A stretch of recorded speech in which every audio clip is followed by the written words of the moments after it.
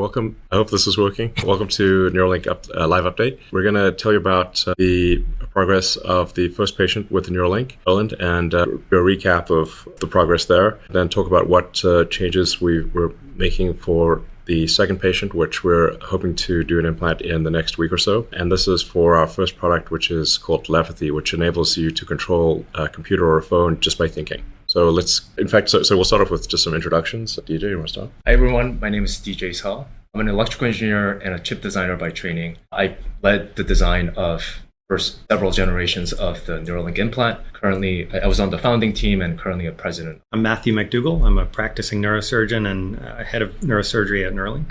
Yeah, go ahead. Yeah, head of brain interfaces applications. And I'm Bliss. I'm a software engineer at Neuralink, trying to figure out how to turn brain activity into cool stuff in the world. All right, thank you. So let's see. So we'll just get going into the presentation. Our first product is something, like I said, we call telepathy, which enables the person with the Neuralink implant to control their phone or computer just by thinking. And once you can control your phone and computer, you can essentially control almost anything, literally just by thinking. So there's no eye tracking or anything. It is purely your thoughts. This is really quite a profound device that can help a lot of people who have lost the connection between their brain and body. Imagine people like Stephen Hawking, imagine if he could communicate at the same speed as someone who still had the connection to their brain and body. It's really something that can help millions of people around the world. And it's part of our overall goal of enabling very high bandwidth connection between the brain and the rest of the world and your computers. The long-term goal, which sounds a little esoteric, is to mitigate the risk of AI by having a sort of closer symbiosis between human intelligence and digital intelligence. But that'll take many years. Along the way, we're going to help solve a lot of brain injury or spinal injury issues. And then with our first product, telepathy, that's going to be really quite profound. There is also potential long-term for bridging the gap. So if there are damaged or severed neurons, being able to span the gap between the brain's motor cortex to the spine to enable someone to use their body again. I think that would be very exciting, and that is something that is possible in the long term. And then our second product, which we've demonstrated to work with monkeys, is blindsight, which would enable someone who is completely blind, or lost both eyes, or completely lost their optic nerve to be able to see. So that's something that we hope to demonstrate in the future. So this just gives you a sense of what the device is. A way to think about the Neuralink device is like a Fitbit or an Apple Watch with tiny wires or electrodes. Those tiny wires are implanted in the brain and they read and write electrical signals. A lot of people think the brain is this incredibly mysterious thing. It is mysterious in a lot of ways, but it does operate with electrical signals. So if you can read and write those electrical signals, you can interface with the brain. And the device is sized so that it is the same size as the piece of skull that is removed. So if it's like a few centimeters diameter of skull that's removed, we replace that with the device after implanting the tiny wires with the surgical robot. And that enables read-write capability to the neurons. Yes, exactly. It's completely wirelessly. I could have a Neuralink right now, you wouldn't know. And it charges inductively, so you could just basically have an electromagnetic pad that you charge the device with. So yeah, it's like an Apple Watch, exactly. So except that it's actually a much harder technical challenge to solve, given that there's limit as to how much you eat the brain tissue. Whereas for phones and have a hot watch, you don't whatever. actually really care if it's sitting on a table. Sure. Yeah, so it's got to go through skin and stuff as well in our case. So it is a tougher challenge to charge and to have high bandwidth communications, given that it's got to go through skin and hair and stuff. We have solved it. But we have solved it, yeah. Yeah, so our first step with the telepathy is basically to unlock digital independence for people with paralysis and to allow them to control the computer just with their mind without moving their body. And our goal is to provide them the same level of control, functionality, and reliability that I have when I'm using a computer. Even better than the level of control I have. It's not a high bar for you. To be clear, this guy, he's controlling this with his brain. So you can't see his hands in this video, but he's not using a mouse and keyboard. Just thinking about how to move the cursor and playing Civilization 6. No eye tracker. Right, there's no eye tracking.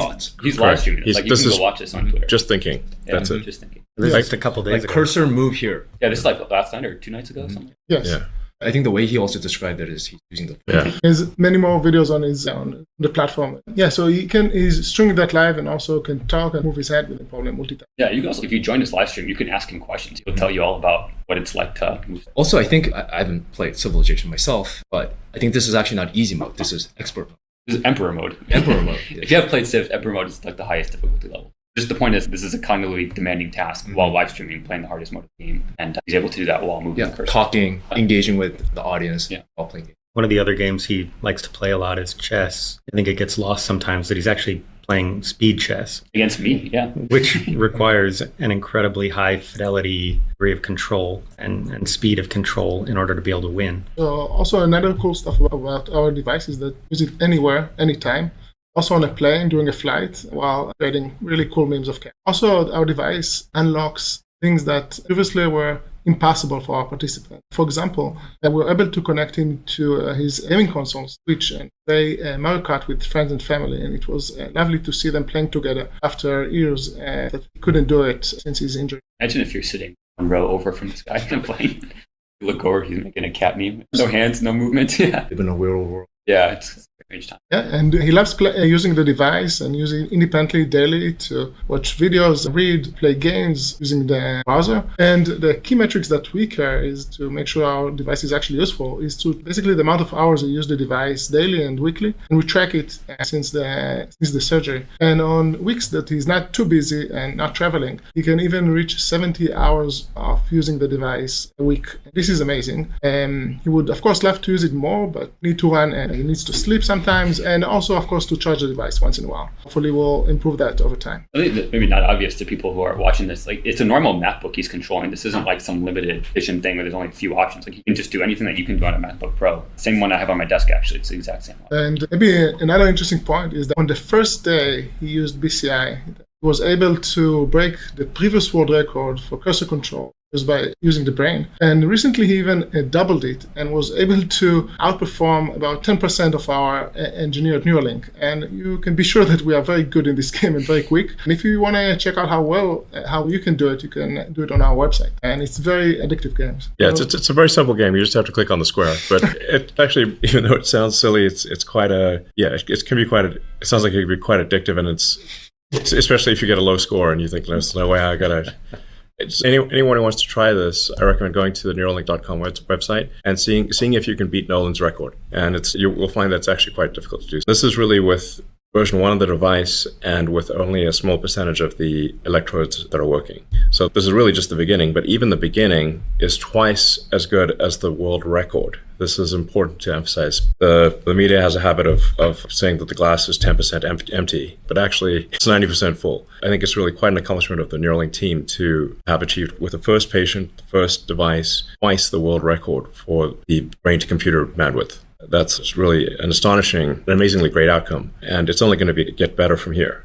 So the potential is to ultimately get, I think, to megabit level. So that's probably the long-term goal of improving the bandwidth of the brain-computer interface. If you think about like how low the bandwidth normally is between a human and a device, the average bandwidth is extremely low. It's I'd say less than 1 bit per second over the course of a day. If there are 86,400 seconds in a day, you're outputting less than that number of bits to any given device, except in perhaps very rare circumstances. This is actually quite important for AI, basically for human AI symbiosis, is just being able to communicate at a speed the AI can follow. Yeah, just to emphasize again, he's performing at this extremely high level with about 15% of his channels. And so we want to mitigate any of the problems that led to that situation. The brain is a fascinating organ. I'll share with you some of the secrets about the brain. During any typical brain surgery, a small amount of air is introduced into the skull. That's because neurosurgeons like to have as much room as possible around the brain. And so there's this little known control mechanism of allowing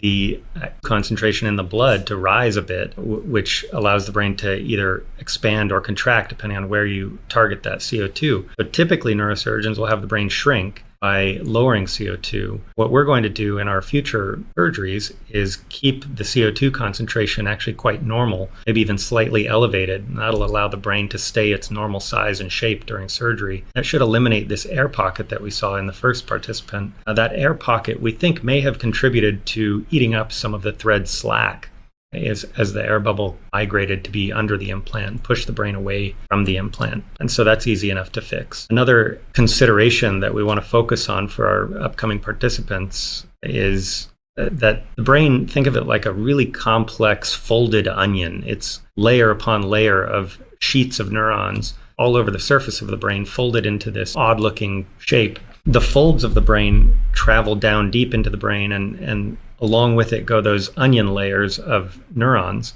And if we insert very close to one of the folds where there may be very useful information encoded in neurons, we may end up traveling with our threads parallel to some of the layers of neurons that we're most interested in, avoiding them entirely. To avoid that possibility, we're going to insert in our future participants more close to the middle of the apex of the folds, ensuring that we're crossing the layers of interest, layer 5 of the cortex. I also think that it's important to highlight here those tiny wires that Elon mentioned. They're a fraction of a human hair. They're very flexible, intentionally so, because the brain's constantly moving and you want electrodes to be moving with the brain, causing less of the scarring. And it's actually impossible for a human, however talented Matthew is, to actually maneuver them. We have a surgical robot that we built that can actually precisely target them in any three-dimensional space, X, Y, as well as Z, with micron level precision, while avoiding vasculature so that you don't disrupt and cause immune response from happening. So we actually have the technology to be able to place them exactly where we want them. Yeah, it was truly amazing to see the surface of the brain after the robot had inserted all the electrodes on the first participant without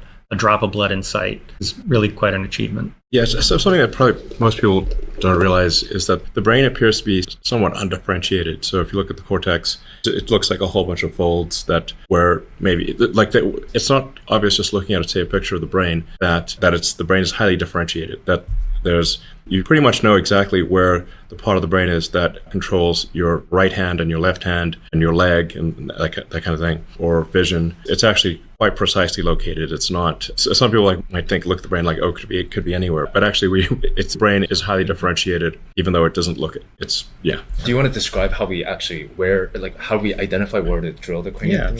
We can put a patient that is considering this implant into an MRI, so a functional magnetic resonance imaging machine, and ask them to imagine hand movements that, because of the spinal cord injury, don't happen. But just imagining those hand movements causes these areas of the brain to light up in the fMRI scanner. So we have a pretty good idea, based in fact, for each individual participant, which part of their brain is going to respond to imagined movements of the hand. And so we can map those imagined movements, much as we all do when moving a mouse, to controlling a cursor on a screen, even without the use of a mouse. Yeah, but anyway, I think this is an important point, that it's not like the part of your brain that controls your hand might be anywhere in the cortex. This is not the case. It's going to be in a very specific region, and it's going to be precision is key too. Yeah.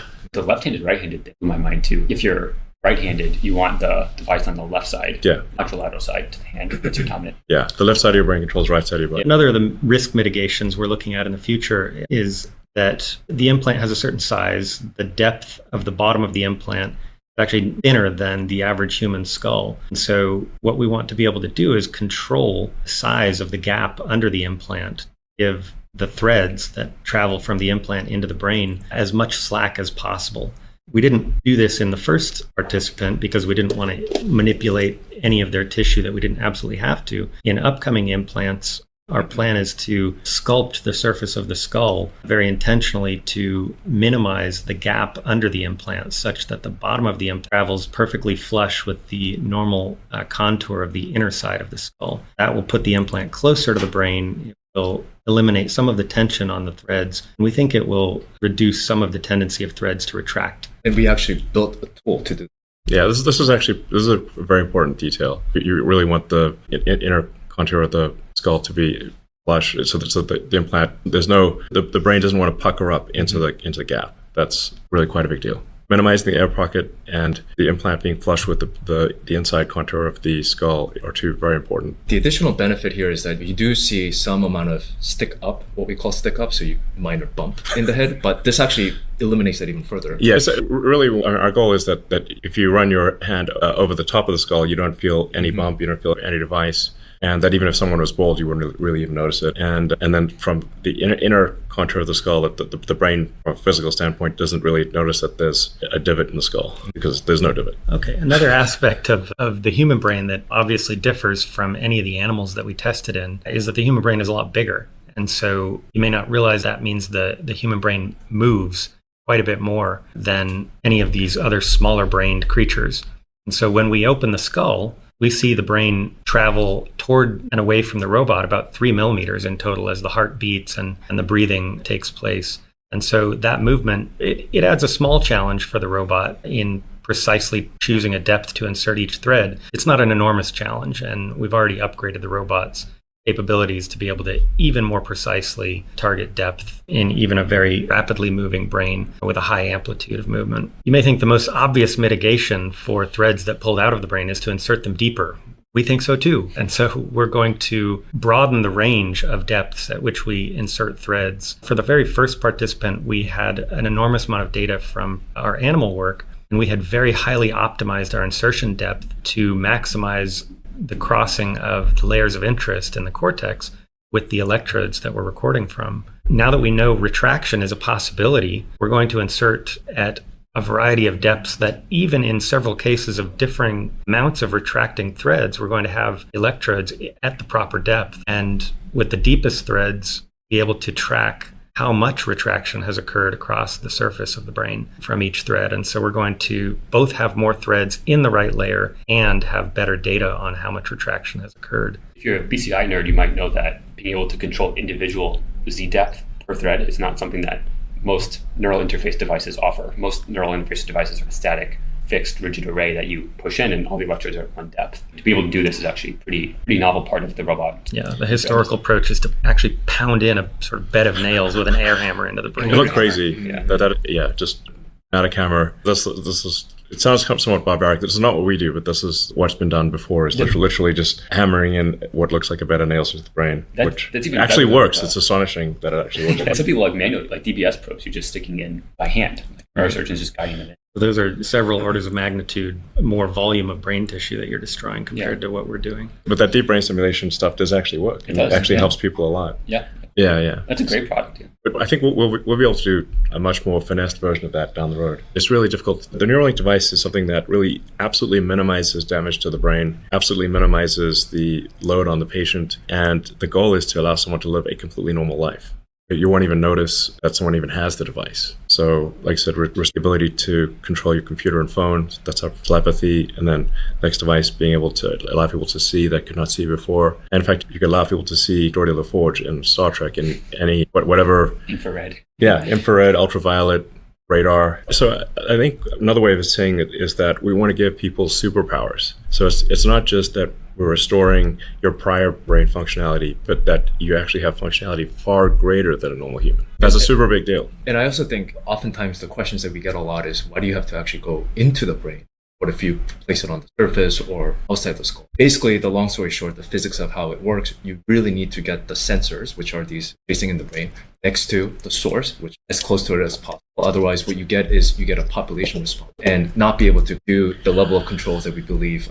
Yeah, maybe a good sort of analogy would be like, if you're trying to understand what goes on in a factory, you need to go into the factory. You can't just put a stethoscope on the wall and try to figure out what's going on. Like anything on the outside of trying to read things from the outside is like putting a stethoscope on the wall of a factory, trying to understand what's going on in the factory. It's not going to be effective. You've got to be, threads are going to be in there. But I just want to emphasize again, like the goal is to give people superpowers, not just to restore prior functionality. It's very exciting, and I think that should give hope to a lot of people in the world that the future is going to be exciting and inspiring, and the technology is going to give them superpowers. That's amazing. Yeah.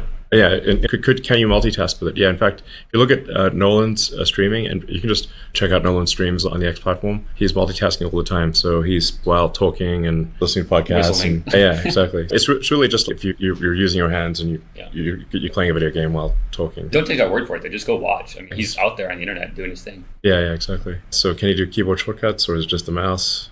Yeah, that's actually what we're working on right now. Sure. So currently he's working with the mouse, but we are also exploring decoding more dimensions outside from the neural activity, multiple clicks, so to do shortcuts or just able to control more games, like control our Facebook controller. But also in the future, we plan to expand to decode the text, not just the mouse control, but also allow participants to. Actually, so maybe going back to the discussion of thread retraction, one of the very exciting parts to me about this story is that we're able to do so much with 15% of channels. When you have more channels, what that actually offers you is not just faster mouse control, because in the motor cortex, neurons don't all represent the same thing. So if you're trying to understand what an individual finger is trying to do, you might or might not have an electrode next to it. And the more channels you have in the brain, the higher likelihood you have representation or decodability of all fingers on the hand. And so if you're trying to do something like output text at a fast rate, which is something that matters a lot for people who are completely locked in, who cannot speak at all, who are trying to just say I love you to a loved one in their family, or ask for a glass of water or a scratch or whatever. Being able to type at a fast rate is extremely important. And the more fingers you have access to, the higher probability you can do that efficiently. And yeah, I'm super excited about how the ceiling we can get to as we resolve this stutter traction issue. Yeah, we're currently at approximately 10 bits per second peak rate, but ultimately we want to get to megabit, and I think ultimately whole brain interface, I think many years from now, I think gigabit level is possible. So that's pretty astonishing. This is still version 1 of our device. As we mentioned, it's version 1 with only 15% of the threads working. The current device has 64 threads with 16 electrodes on each thread. Our next device has threads with 8 electrodes per thread. Because as we get more confident about where exactly to place the thread, you need fewer electrodes per thread. So we can essentially, with the current device, without substantial changes, potentially double the bandwidth if we are accurate with the placement of the threads. And then our next generation device will have maybe even more channels. Yeah. So 3,000 in the year. Yeah, so next device we're aiming for 3,000 channels. This will just keep getting better and better, really moving up, I think, in orders of magnitude in factors of 10, basically, in what kind of bandwidth. I think it won't be all that long before someone with a Neuralink device can communicate faster than someone who has a fully functional body, and I think faster than the fastest speed typist or auctioneer. The esports tournaments are going to be... Like, you literally won't be able to speak faster than someone can communicate with a Neuralink telepathy device. It may be a very interesting part of this. Basically, we currently connect to standard inputs to the computer through mouse and keyboards. But very soon, as we will have a much broader bandwidth, we need to think about new ways to actually build the interface for the devices. This is something that we're very excited. Yeah, no, that's a good point, because the current input devices are centered around human hands. Yeah. So it's like we've got these little meat sticks that we move, and there's a certain rate at which you can move your fingers, and so we've got like the mouse and the keyboard and with a joystick control, Xbox controller or something like that. But you really don't need that. You don't need, since if you're not trying to use your hands, you actually don't need those conventional control mechanisms. And so this is why ultimately I think you'll be able to do conceptual telepathy, like where you can communicate entire concepts to someone else with a Neuralink or to the computer. Even today, we have some problems here where if you don't feel the mouse clicking under your finger, how do you know it actually happened? Because you're seeing it on the screen, but you don't actually feel the mouse click. You don't have the proprioceptive feedback of the keys under your fingertips or the trackpad under your... So there's all sorts of interesting UX challenges of how to actually give the user some sense of what their decoder is actually doing, or what the Neuralink is actually doing when they're trying to use it. Wireless. Yeah, it's Bluetooth. Just a Bluetooth connection, just like how your normal Apple mouse or like Apple Magic keyboard connects to your computer. Same exact thing. In fact, we can basically have this exposed as an HID interface if we want. It's just the name of the protocol for sending bits from a mouse into a computer. Yeah, I can plug into basically anything. Yeah, I think we chose that interface because it's ubiquitous. Yeah. Basically, any devices have Bluetooth capabilities. Our long-term goal is to actually have our own protocol that is safe and secure. But for now, we've chosen it for interoperability. The question is, can a Neuralink chip repair the paralysis in the long term? We can't do that right now. We have done preliminary work implanting a second Neuralink in the spinal cord, and we can restore naturalistic looking hand and leg movements in animal models. But this isn't something that don't hold your breath waiting for it. It's going to be a while. We've got a lot of work to do. But yes, there's no reason in theory that we can't repair paralysis. Yeah, essentially, there's no physics barrier to fully solving paralysis. That is perhaps a way to say it, that you've got signals coming from your motor cortex that if they are transferred past the point where nerves are damaged, essentially it's basically a communications bridge. So you bridge the communications from the motor cortex past the point in the neck or spine where the nerves are damaged.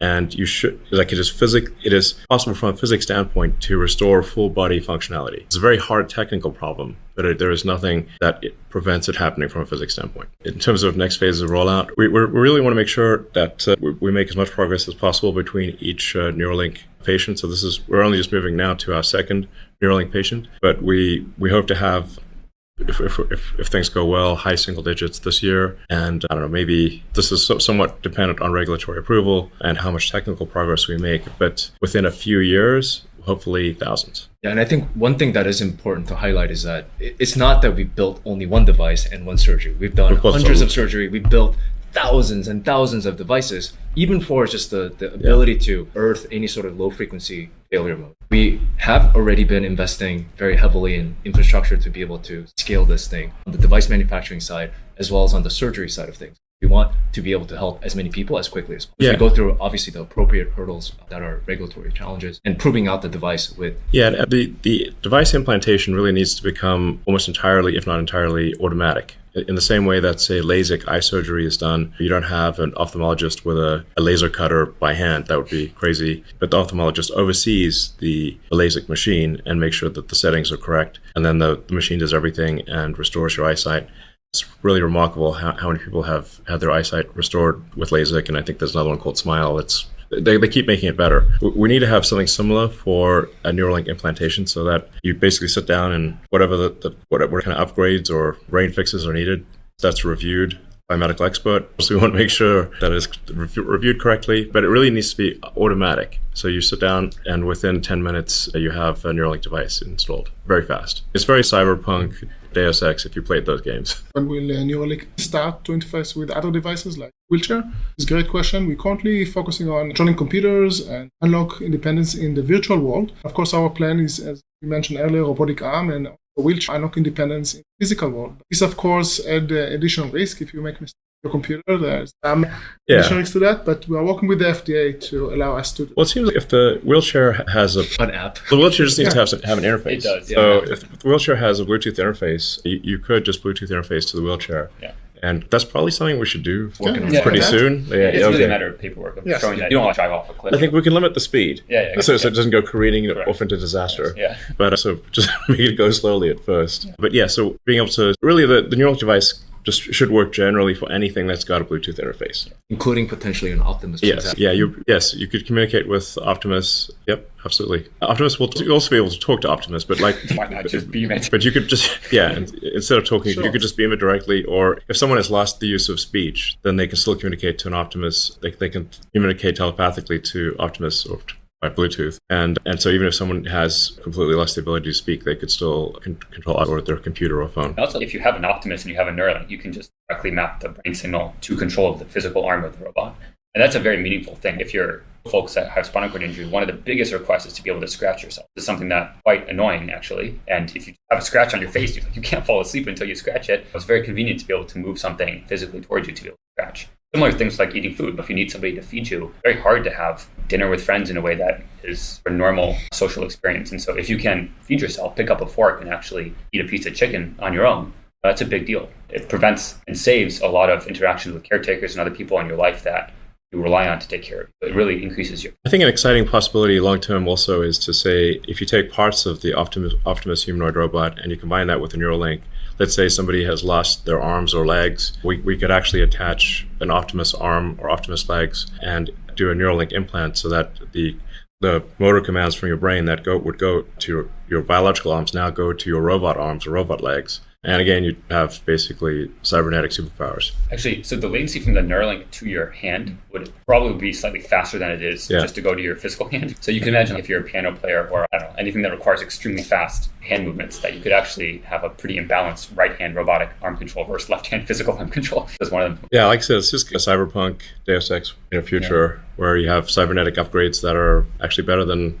your biological, and certainly we'll have a much, as particularly as we expand to a large number of customers or patients for Neuralink, the understanding of the brain will improve dramatically, because really there isn't a very fine-grained understanding of the brain today because it's just the sensors aren't good enough. You got fMRI, which is pretty good, but it's still not as good as actually having high bandwidth electrodes in the brain. Yeah, I think this is underappreciated as a research tool to move that whole effort forward of really knowing what the physical substance of human thought is. We don't know to the degree that we need to. So Neuralink is actually a very powerful research tool. Yeah, I think we can ultimately understand and fix quite severe psychosis, or if somebody's got like a delusion that they have a chip in their brain. I was wondering if you're going to mention that one. We just want to be clear, there's only one person with a Neuralink chip in their brain. So for people out there who think we've put a chip in their brain, we'd like to assure you, for what it's worth, you probably won't believe us, but we did not put a chip in your brain, okay? So there's actually a remarkable number of people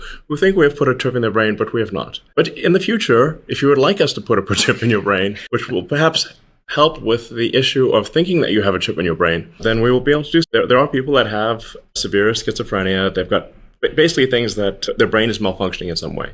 And this is actually due to really like physical circuitry issues. You can think of the brain as really it's a biological computer, and if some of the circuits are crossed, it's gonna it's gonna crash, or it's gonna have issues that. But with a Neuralink device, we can fix those issues and give someone who has say severe schizophrenia or psychosis of some kind, allow them to live a normal life. I think that is one of the likely things in the future. Yeah, you can certainly imagine. I'm sure people have like parents, grandparents who have memory that's not working as well as it used to be. Sometimes they forget who their grandchildren are or what day it is, and this is something that a Neuralink device could help fix. That's actually one of the personal reasons. In many ways, forms of you're literally losing part of your identity, which is a very And it's really it's a glitch in the biological computer that is a fixable glitch. It's a short circuit essentially. How does the device charge, and how long does the charge last? Yeah, so the current version that Nolan has, it lasts between 4 to 5 hours on a single charge, and it takes about minutes to charge. The thing we've learned from Nolan is that's actually one of the main limiters for him using it more. It's actually pretty hard to use a product more than like 70 hours a week. But that's about what he has used it for in some weeks? Yeah, 70 hours in a week. Yeah. Just for context, like you sleep roughly 8 hours a night. So we're doing better than the bed. Like the bed is 56 hours a week of use roughly. And so 70 hours a week of uses. I challenge you to think about products that you've actually used for that duration. That's again, some of these points are worth like emphasizing again, like that Nolan, our first Neuralink recipient, has used the Neuralink device for 70 hours in a week, which is incredible. Probably won't enjoy that I'm sharing his computer use publicly, but I mean, I assure you it's for productive things only. No. But actually, so one of the things we've learned is that in the next version of the device, we really need to double or increase that battery life. And so I think, DJ, the next version is going to be double. Without increasing the charge. Correct. And charging time to double the battery life, meaning you should get roughly 8 hours of use. And the goal is to actually get to all-day use. So you can just charge maybe in your sleep or a sleeping pillow. Exactly. As soon as you've got 16 hours of usage, then you basically have 24 hours of usage because it can charge while you're sleeping. One other thing that's important, I think, to call out here is if you're paralyzed, you can't, put the charger over your head yourself. And so it's important to think about, it's not just a duration of battery use, but also can you recharge it yourself independently? So we spend a lot of time thinking about how to make that feasible, because then that means that you can, this is what Nolan does, you can use the device, charge it, use the device, charge it, use the device without needing anybody to come in and help you with that, which is a big deal if you're trying to play Civ until 5 a.m. at night when your family's asleep. And the way in which he does that is that there is a charger coil that's about this big, and we actually put it in the sleeve of a hat. A little beanie. Or a beanie, and then he wears it and then says with the voice command, charge. Charger energize. That's the one he likes. How would writing work? Yeah, the current device that Nolan has is reading. So it's trying to read his essentially wrist movement from one hand. That's also worth pointing out. In the future, it would be pretty cool to Nolan a second implant that would allow the other hand to be used and also have higher active electrode count. So then you could essentially play games two-handed, because that's normally how you play games. But then with writing, it's really just it's an electrical impulse. Instead of reading electrical impulses from the neurons, you issue an electrical impulse, which is obviously critical for vision. So vision is writing, which is just triggering an electrical impulse in the vision part of the brain, and that activates a pixel. So we actually do have this working in monkeys, and we have it working with monkeys for a while now, where you can flash a pixel and then you watch where the monkey, obviously the monkey's a little surprised to see, hey, there's a flash here and a flash there, but it gets used to it after a while. But you can see that the pixel is in the right location because the monkey's eyes will dart to that location. It's not on the screen. There's no pixel on the screen. There's no pixel on the screen, Pixel in the brain. Yeah. You just verify that you're triggering a pixel in the right part of the brain. So, the initial resolution for vision will be relatively low, sort of Atari graphics type of thing. But over time, it could potentially be better than normal vision. Motor applications, as Bliss mentioned, there is feedback. Right? There's a proprioceptive feedback. There's a tactile feedback. Especially for a robot arm, like if you're trying to grasp a cup, you need to know you got it. Yeah. One egg. An egg. It's a very much a delicate balance of not just initiating the movement, but getting the feedback and controlling it accordingly. So there is a somatosensory cortex that's right adjacent to motor cortex that could be motor movements. Any changes in neural growth after the device is inserted. We don't see any signs of neural damage, but I guess we have seen some rebound on some of the electrodes, right? Correct. And then also, brain is very plastic. It's not that plastic. It does diminish quite a bit after age 20. Throughout childhood, especially when you get to about 25, brain really done cooking. There is a little bit of damage done with each insertion, but it's a minuscule amount compared to anything else out there. And it's an easy amount of damage to recover from, and it's really only detectable on cutting pieces of the brain after the animal is no longer alive and looking at them under a microscope. You can't really tell during life that there's been any. Another way to interpret this question, have the changes in neural growth after the device is inserted. One way to interpret that is like the user learning how to use the device. And I think on that side of things, there's been tremendous progress. He's put in hundreds of hours trying to figure out the best way to use this device because he really thinks that he can figure this out and he can help share this knowledge. He's like on Friday night at 8 p.m., he's starting a session of figuring out himself how to push his own performance to the next level. And that's really a unique learning process because there's not many people in the world that have had the experience of moving something. And so there's a lot of nuance to, okay, how exactly should I imagine or attempt to move my wrist to get the thing to move? Yeah, he's really dialed that into it. Also, just the sheer number of hours that he's Insane. using, even in the past 6 months, right? Yeah. In many ways, he's using it in his travel, in his plane ride. Effectively, PCI has left the lab. Yeah. One of the questions is how close we're converting thoughts into text. Right now, it's more about moving cursor from the screen on a virtual keyboard. But long term, you should be able to really transmit entire words faster than anyone could possibly type. I'm able to type hello world today, but we're still in the early days of making that a polished experience. The other things that we're looking at is sign language, right? Yeah. At the end of the day, it is a movement of into. Yeah, that's true. Is the brain trying to naturally push the threads out? This is a universal feature of any implant in the body. The body tries to reject it, and the goal of the surgeons and the technology team is to fight that. And so with artificial hips and with screws in the spine, we've done a really good job of finding biocompatible materials and techniques to fix those implants in the body. Past a certain age, it's getting hard to find someone without some kind of implant, knee kind of screws in their spine. And so we've got this problem pretty well solved. To answer your question, yes, the body is trying to get rid of any implant, but we can ensure that basically can't. It's also worth highlighting that the threads have not actually moved in the past 5 months. There's some still minor movements in terms of some maybe getting pushed in a little bit, pushed out a little bit, but it's more or less very stable and the reason for that is, once you do a brain surgery, it takes some time for the tissues to come in and then, the scar tissue or the neomembrane to actually come in and then anchor the threads in place. And once that happens, it has been stable and it's seen much movement. That's where the world record performance starts to come in. Yeah, that was a couple weeks ago. Yeah, the threads, it is important that the threads be extremely tiny. If they're extremely tiny, then the brain does not, the smaller they are, the less likely the brain is to react to them. That's why we want the threads to be extremely tiny and also to minimize any damage to neurons. On that note, we do plan to actually share some of the tissue response in detail in some of the later upcoming updates. Yeah. It is quite it's challenging on many fronts to do something like this because you're trying to read and write electrical signals, but you need to have the threads themselves need to be electrically isolated and not subject to corrosion in the body. So like the just metal by itself is somewhat subject to corrosion or being attacked. So it's like in terms of the various coatings and things to actually make this electrode work while not actually eroding its performance over time is very difficult. Human bodies are a very harsh environment. Very harsh environment. It's a bag of salt water with bad sensors that's elevated temperature that is well regulated. I'm sure people have experienced dropping their electronic devices in the seawater and in an instant.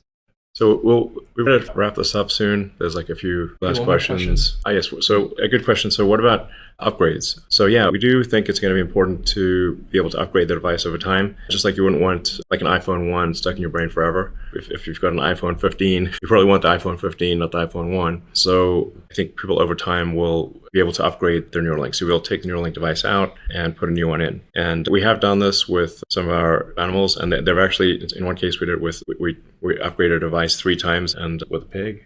We did it with a monkey as well. Oh, monkey, He's able to do PCI. Yeah, so, and he's doing fine. Yeah, Pager has the latest implant. It actually hit his record with the last. Yeah, Yes. with an upgrade. But still beat him though. Still beat him. Yes, this is true. Humans are top of the species leaderboard right now. Page is like what, like 8 or something? Pager's like 8.5 BPS. Okay. Well, that's a very high score.